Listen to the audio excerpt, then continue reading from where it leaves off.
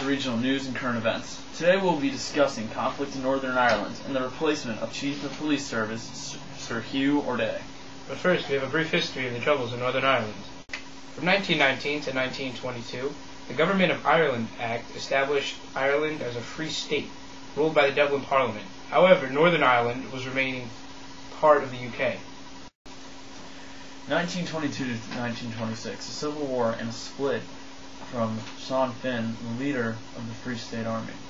As anti-partisan forces known as the Free State Army take arms against former IRA comrades, fighting lasts just over a year and leaves leader of the Free State Army, Michael Collins, dead. The provisional government puts down violence and over 1,000 rebels are imprisoned without trial. The leader of the Free State Army, Edmund de Valeria, splits from the Republican colleagues and is found in the Fianna Fáil party, which comes to dominate Irish politics. In 1939, a bombing campaign in England was led by the IRA. The Irish Free State was shocked by this, and in fear, they executed 5 IRA leaders.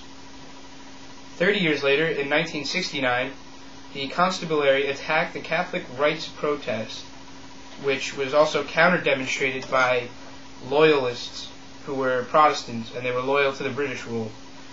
This led to an escalating in violence. Frustrated by what they saw as passivity in the IRA's leadership, some of the members from the new group, which they called the Provisional IRA. Through 1971 to 1972, Northern Ireland went through a phase of internment and lived through the horrific events of Bloody Sunday. Nearly 2,000 people were interned, arrested, and also held without trial, in a bid to prevent further attacks on British troops. After this internment is introduced, on August 9, 1971, violent protests break out that leave 17 dead. The movement increases support for the IRA. On January 30, 1972, British soldiers shoot dead 13 men and injure 14 others, one of them fatally. During the Civil Rights March in Derry against the internment on what will become known as Bloody Sunday, thousands of people sign up to the IRA. Amid increases violence, the Belfast Parliament is suspended and Northern Ireland is ruled directly from London. On February 9th of 1996, the ceasefire collapsed. The IRA bombs a Canary Wharf in London after John Major's government insists that decommissioning occurs as a precondition of talks.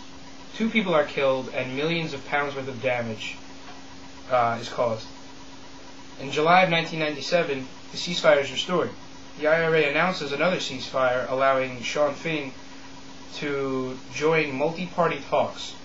Talks are hindered, however, by paramilitary killings on both sides.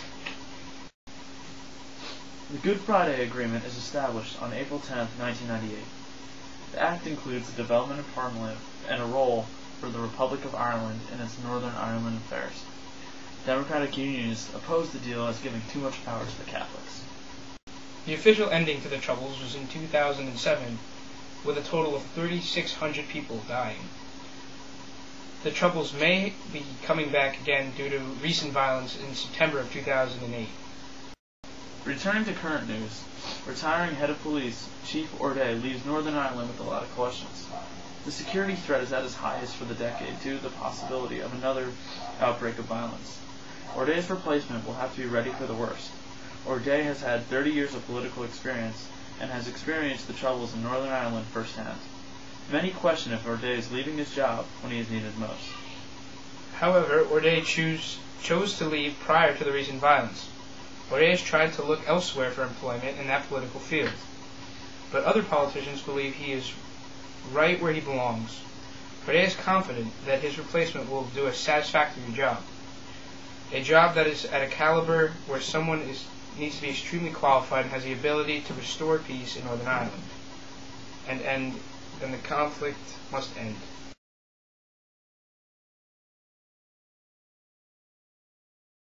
Thank you for watching. This has been a production of Regional News and Current Events. Have a good night.